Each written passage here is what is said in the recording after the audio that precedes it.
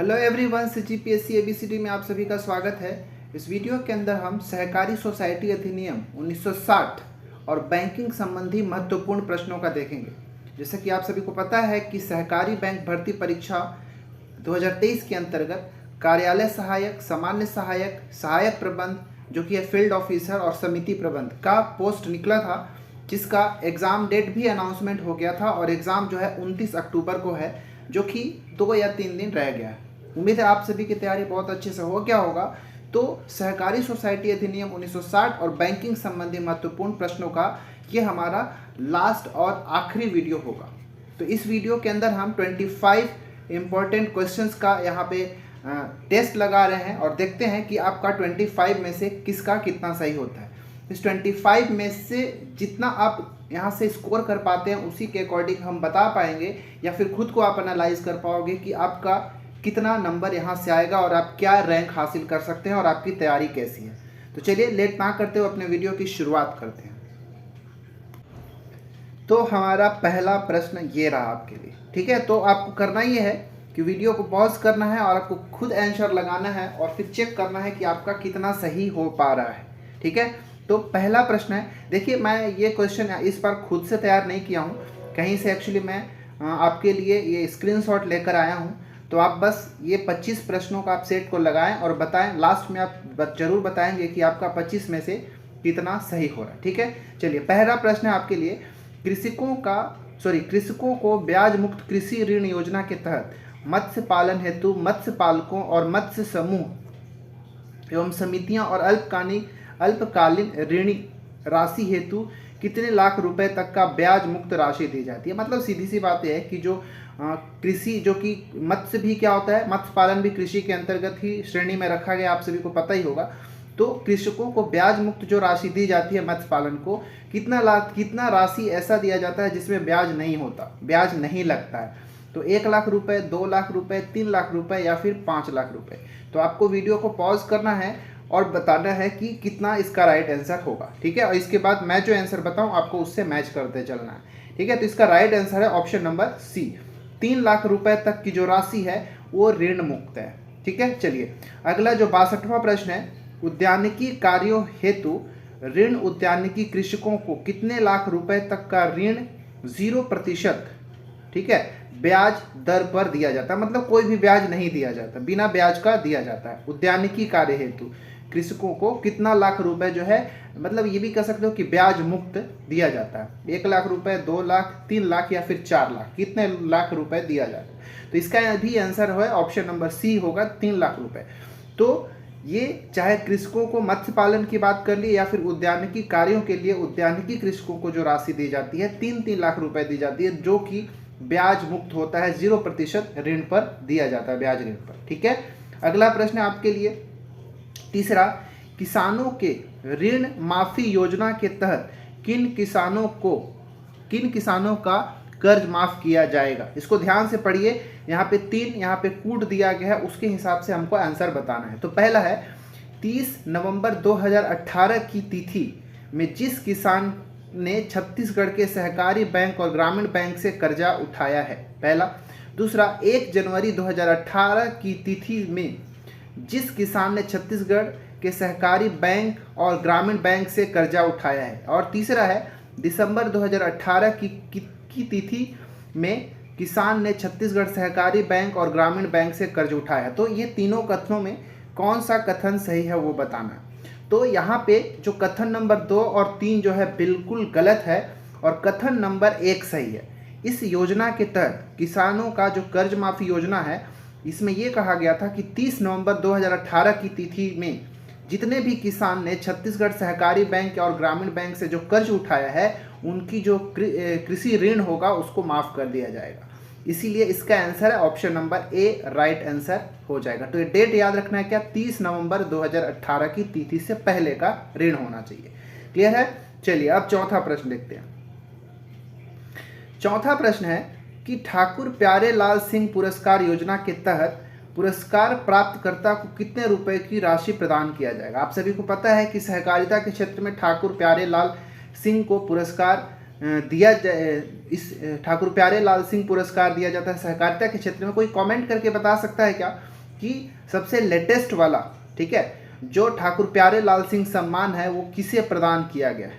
ठीक है, आपको कमेंट करके बताना है। ठीक है, अब क्वेश्चन में इसके अकॉर्डिंग आते हैं, कितने लाख रुपए का पुरस्कार दिया जाता है? 1 लाख, 2 लाख, 5 लाख या 7 लाख, कितने का?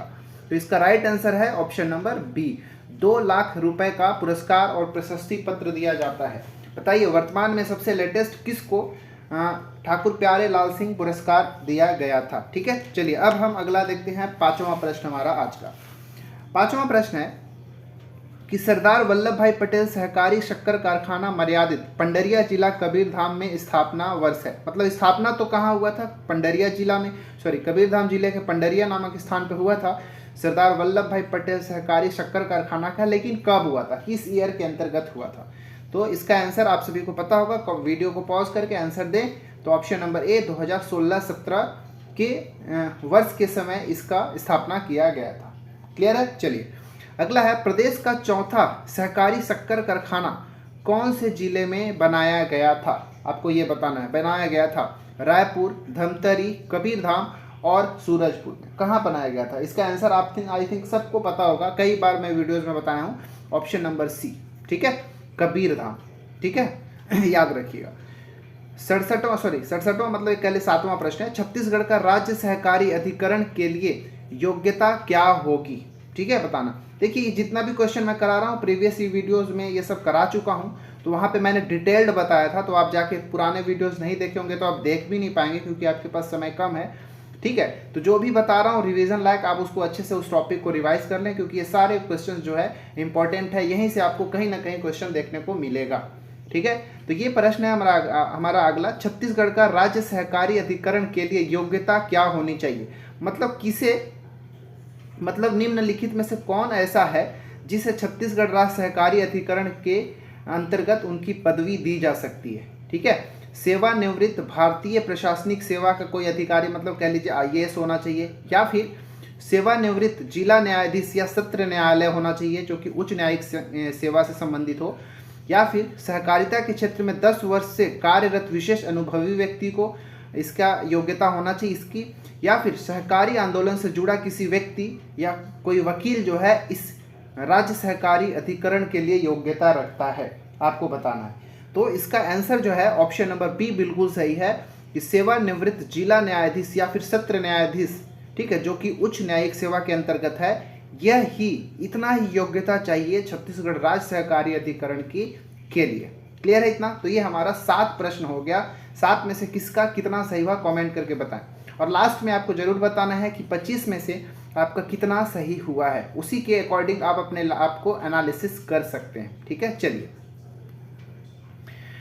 अगला 8वां प्रश्न है, छत्तीसगढ़ राज्य सहकारी अधिकरण के अध्यक्ष और अन्य सदस्य छत्तीसगढ़ सहकारी सोसाइटी अधिनियम की धारा 77 के तहत प्रावधानों के अनुसार कब तक पद ग्रहण कर सकते हैं? ठीक है, इतना तो क्लियर है कि छत्तीसगढ़ राज्य सहकारी अधिकरण के जो अध्यक्ष होते हैं या फिर जो उनके सदस्य होते हैं, इन सभी को इस अधिनियम की धारा 77 के तहत उनका नियुक्ति किया जाता है, इतना क्लियर है। परंतु अब ये कब तक, ये धारा 77 जो है इसमें क्या प्रावधान दिया गया है कि ये जो अध्यक्ष या फिर सदस्य होंगे कब तक अपने पद पर बने रह सकते हैं, आपको वो बताना है। 2 वर्ष या 62 वर्ष की आयु, 3 वर्ष या 62 वर्ष की आयु, 5 वर्ष या 65 वर्ष की आयु, या फिर 6 वर्ष या 70 वर्ष की आयु।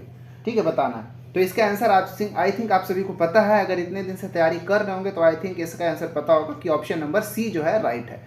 ठीक है, तो कोई भी अध्यक्ष हो या फिर इस अधिनियम के तहत राज्य सहकारी अधिकरण का कोई सदस्य हो, तो धारा 77 यह कहता है कि वह व्यक्ति या तो 5 वर्ष की अवधि तक सदस्य के रूप में या अध्यक्ष रहेगा, या फिर जैसे ही उसका 65 वर्ष कंप्लीट हो जाएगा उसकी सदस्यता या फिर अध्यक्षता समाप्त हो जाएगी, या तो 5 वर्ष या फिर 65 वर्ष। ठीक है, क्लियर है, होना चाहिए। अगर मान लीजिए किसी का 60 वर्ष है तो वो 5 वर्ष तक अपनी पदवी पर रहेगा और 65 वर्ष जैसी होगा उसको क्या करना पड़ेगा, उसकी सदस्यता अध्यक्षता समाप्त हो जाएगी। ठीक है, याद रखिएगा। तो 5 वर्ष या 65 वर्ष राइट आंसर है।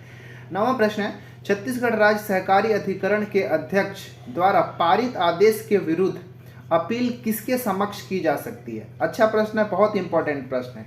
इसका ऑप्शन है राज्य सरकार, रजिस्ट्रार, उच्च न्यायालय या फिर संभागीय आयुक्त। किसके समक्ष जो है अपील किया जा सकता है, आपको ये बताना है। तो इसका आंसर है ऑप्शन नंबर ए, राज्य सरकार के समक्ष ही अपील किया जा सकता है। ठीक है, मतलब कहने का मतलब, ये क्वेश्चन को समझ लीजिए कि अगर मान लो छत्तीसगढ़ राज्य सहकारी अधिकरण का कोई अध्यक्ष है, अगर वह कोई आदेश पारित करता है और कोई चाहता है कि नहीं ये गलत तरीके से पारित किया गया है या फिर गलत तरह का आदेश है, उसका अपील किया जाए, तो उस केस में उसका अपील कहाँ किया जा सकता है? राज्य सरकार के पास किया जा सकता है। ओके, नेक्स्ट प्रश्न है कि सोसाइटी के परिसमापन के लिए समापक नियुक्त कौन कर सकता है? वेरी वेरी इंपॉर्टेंट क्वेश्चन जो है एग्जाम में पूछा जा सकता है, मुझे ऐसा लगता है। ठीक है, परिसमापन और परिसमापक कुछ ऐसे जो टॉपिक्स हैं जहाँ से क्वेश्चंस आएगा ही, तो यहाँ से मुझे लगता है कि आना चाहिए। तो परिसमापन के लिए जो समापक की नियुक्ति करता है, कौन करता है? राज्य सरकार, उच्च न्यायालय, संभागीय आयुक्त या फिर इनमें से कोई नहीं? बताइए। तो इसका जो परिसमापक की नियुक्ति इनमें से कोई नहीं। चलिए ठीक है, अगर इनमें से कोई नहीं है तो आप सभी क्या करें, कमेंट करके बताएं, क्योंकि ये मैं पुराने वीडियोस में करा चुका हूं कि परिसमापक की नियुक्ति करता है कौन। तो आप कमेंट करके बताएं कि परिसमापक की जो नियुक्ति है कौन करता है। ठीक है, चलिए, एक पहले भी मैंने प्रश्न पूछा और ये 2 प्रश्न हो गया। ये सारे दोनों का आंसर को मैं कमेंट में पिन कर दूंगा, लास्ट में आप मैच कर लेना। ठीक है, अभी कमेंट करके आपको ये बताना है कि इसका आंसर क्या है। ठीक है, 2 प्रश्न अभी तक मैंने पूछा। अगला है 11वां प्रश्न, रजिस्ट्रार द्वारा, 10वां प्रश्न है आई थिंक, रजिस्ट्रार द्वारा किसी भी सहकारी बैंक या परिसमापन किसको लिखित पूर्व मंजूरी से ही किया जा सकता है, अन्यथा नहीं। क्वेश्चन अच्छा है कि रजिस्ट्रार अगर मान लो किसी सहकारी बैंक का परिसमापन करना चाहता है तो किसका लिखित और मंजूरी आवश्यक होना चाहिए, तभी रजिस्ट्रार ऐसा कर सकता है? केंद्रीय वित्त मंत्रालय, रिजर्व बैंक ऑफ इंडिया, राज्य सरकार या फिर राज्य सहकारी बैंक। इसमें से क्या आंसर होना चाहिए आपको बताना। इसका आंसर जो है option number B, reserve bank of India. ठीक है, आरबीआई के बिना अनुमति का रजिस्ट्रार जो है परिसमापन किसी भी सहकारी बैंक का नहीं कर सकता।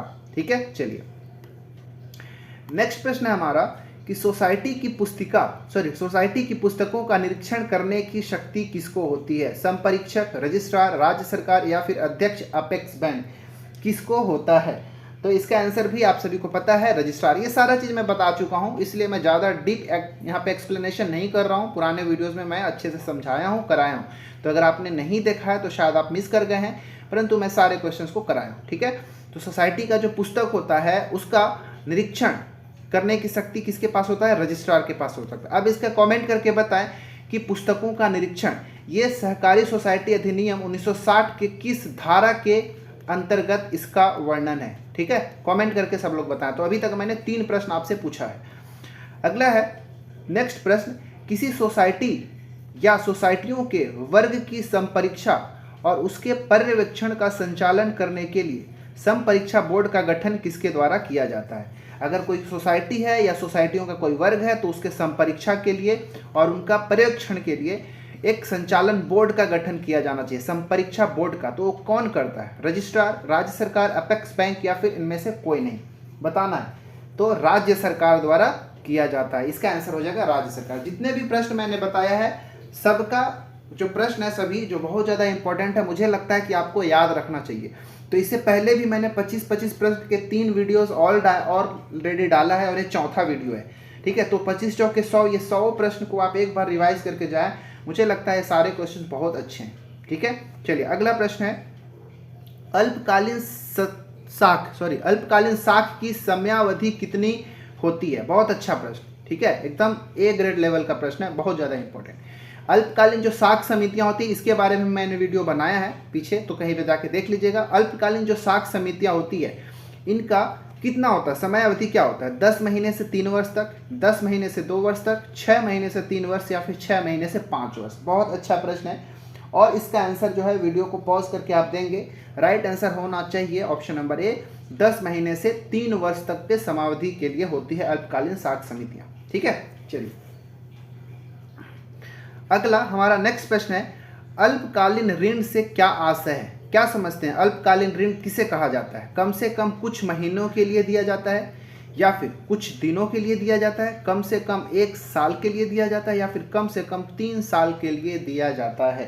ठीक है, आपको बताना है। तो इसका आंसर हो जाएगा, जैसे कि यहाँ पे हमने देखा कि अल्पकालीन जो साख होती है वो कितने वर्ष के लिए, 10 महीने से 3 वर्ष के लिए। तो कम से कम बोला है कितना महीना, 10 महीने का। तो हमारा इसके हिसाब से देखेंगे तो महीना ही कम से कम होना चाहिए, option number A he right होना चाहिए कि कम से कम कुछ महीनों के लिए दिया जाना चाहिए, और अधिक से अधिक 3 वर्ष के लिए। इसीलिए इसका आंसर राइट का होगा ऑप्शन नंबर ए। क्लियर है? चलिए आगे नेक्स्ट प्रश्न।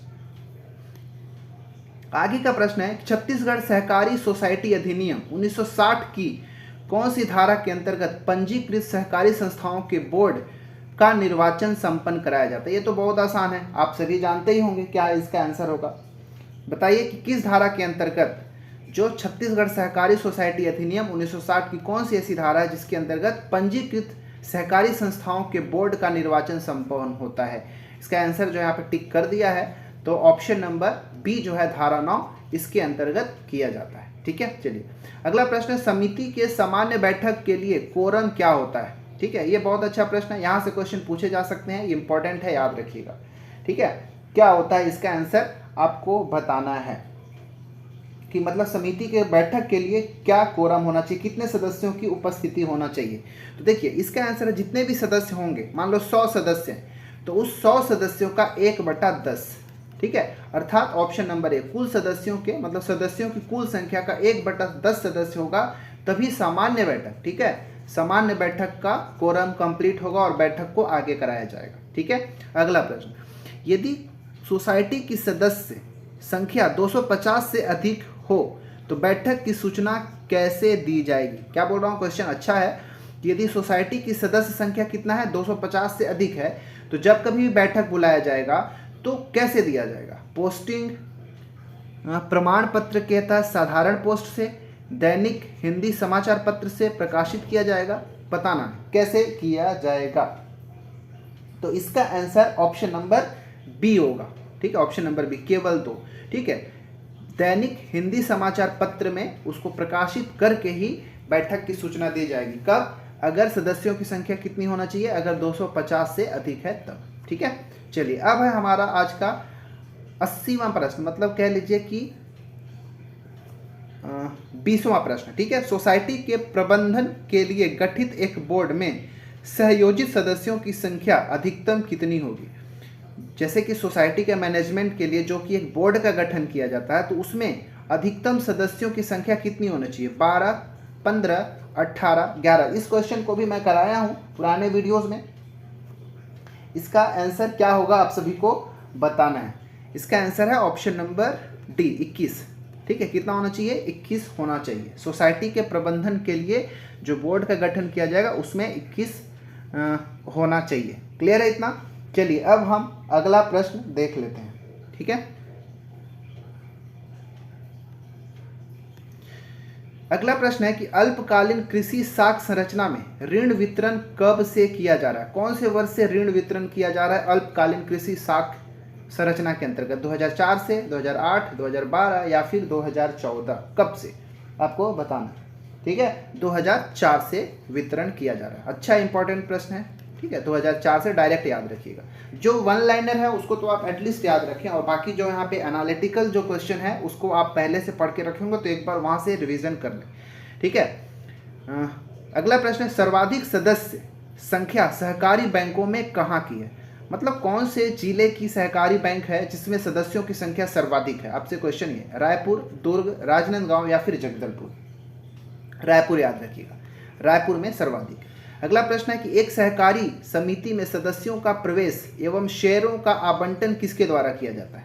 ठीक है, मतलब ये जब सहकारी समिति होगी उसमें जितने भी सदस्य होंगे जब एंट्री करेंगे, और जो शेयर होगा, इन शेयरों का जो डिस्ट्रीब्यूशन होगा, आवंटन किसके द्वारा किया जाएगा? सचिव, प्रबंध समिति, राष्ट्रपति या फिर सामान्य निकाय? किसके द्वारा किया जाएगा? तो जो प्रबंध की जो समिति होगी, ठीक है, मैनेजमेंट की जो कमेटी होगी, उसके द्वारा आवंटन किया जाएगा। राइट आंसर यही होगा। ठीक है, अगला है, आधार का उपयोग करके KYC प्रमाणीकरण के लिए UIDAI से निम्नलिखित में से किसको मंजूरी मिली है? बहुत अच्छा, KYC का कोई फुल फॉर्म बता दें QIDI का कोई फुल फॉर्म बना दें, क्योंकि ये सब भी क्वेश्चन में फुल फॉर्म पूछा जा सकता है।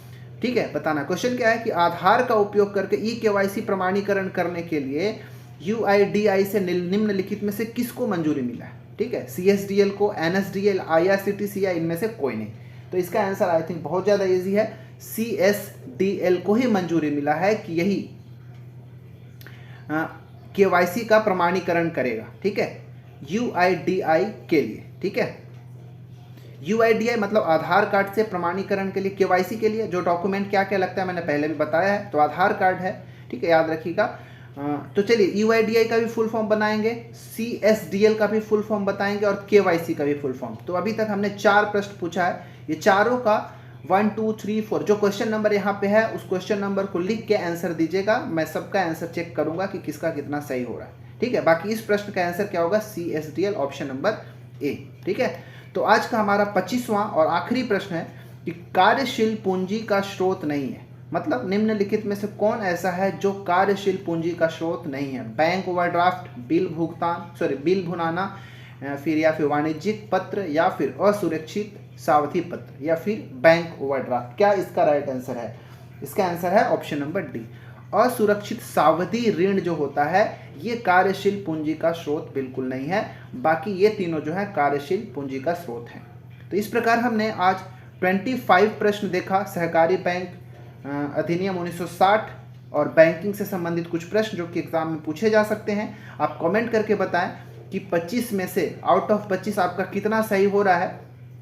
साथ ही साथ मैंने यहाँ पे 4 प्रश्न इस वीडियो के अंदर पूछा है, चारों का आंसर जो है आप कमेंट करेंगे। ठीक है, और मैं चेक करूंगा, चेक करने के बाद लास्ट में मैं सारा जो चारों प्रश्न है उसका आंसर जो है पिन कर दूंगा, तो जिससे आप मैच कर लीजिएगा। ठीक है, तो ये था आज का हमारा 25 प्रश्न, कमेंट करके अवश्य बताएंगे। साथ ही साथ हमारा जो टेलीग्राम चैनल है वहाँ पे आप ज्वाइन कर लीजिए, वहाँ पे हम इंपॉर्टेंट डिस्कशन करते हैं, कुछ वीडियो का PDF भी वहाँ पे मिल जाता है। और हाँ, मैंने इंग्लिश का एक वीडियो डाला है। ठीक है, उसमें मैंने बताया है कि इंग्लिश का कौन कौन से टॉपिक से प्रश्न पूछे जाते हैं और मैंने क्वेश्चन भी बनाया था। ठीक है, और उसको हमारे चैनल में कहाँ से कौन सा टॉपिक पढ़ सकते हैं मैंने बताया है। तो मैं आप रिक्वेस्ट करूँगा कि जो इंग्लिश वाला जितना भी मैं बताया हूँ वो टॉपिक को एक बार जरूर पढ़ के जाइएगा, उसको दुगना स्पीड में देख के एक बार रिवाइज करके जरूर जाएंगे, क्योंकि वहाँ से क्वेश्चन आपके लिए इम्पोर्टेंट है, आना ही आना है। ठीक है, बस इस वीडियो के अंदर इतना ही। आप अपने पढ़ाई को कंटिन्यू रखें क्योंकि समय बहुत कम है, और एकदम धीरज रखिएगा। अगर आपने तैयारी अच्छे से किया है तो ज़रूर आपकी सफलता मिलेगी और एक पोस्ट जो है आपका होगा। बस इस वीडियो के अंदर इतना ही, मिलते हैं अगले वीडियो में, तब तक के लिए धन्यवाद।